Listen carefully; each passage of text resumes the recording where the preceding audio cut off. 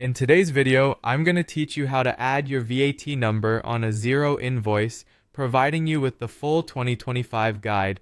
Ensuring your VAT number appears correctly on your invoices is crucial for compliance and transparency in your financial processes. We'll go through the steps together, ensuring that you can easily apply this to your Xero workflow. Let's dive right into it. To start, you'll need to go to Xero.com and sign in to your account. It's important to check that your user permissions allow you to access invoices and organization settings. If you're not sure, you might need to contact your account administrator to verify you have the correct access. Once you've successfully logged in, navigate over to Settings and then select Organization Settings.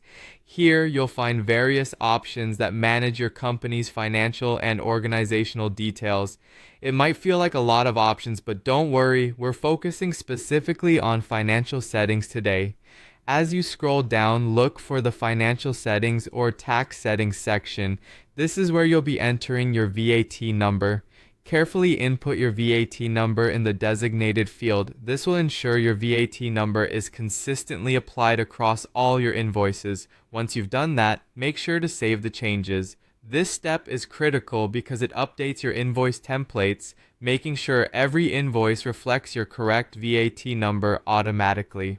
Next, if you need to create a new invoice or edit an existing one, go to the Business tab and select Invoices. You can either create a new invoice or select an existing invoice to edit. It's as simple as clicking New Invoice or choosing an invoice from your list. Once you've selected the customer, Xero will automatically insert both your own and, if provided, the customer's VAT numbers into the invoice.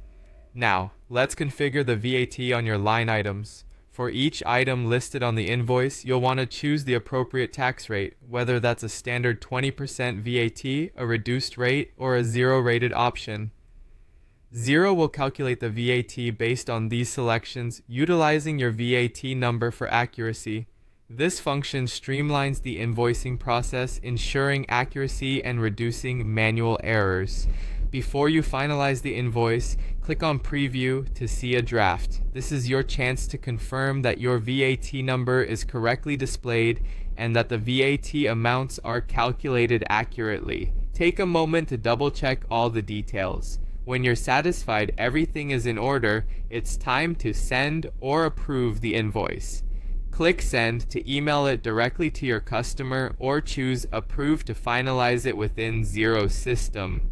By following these steps, you can be confident that your VAT details are correctly applied, facilitating accurate reporting and compliance. And there you have it, a straightforward guide to adding your VAT number on a Xero invoice in 2025. Thank you for watching and happy invoicing.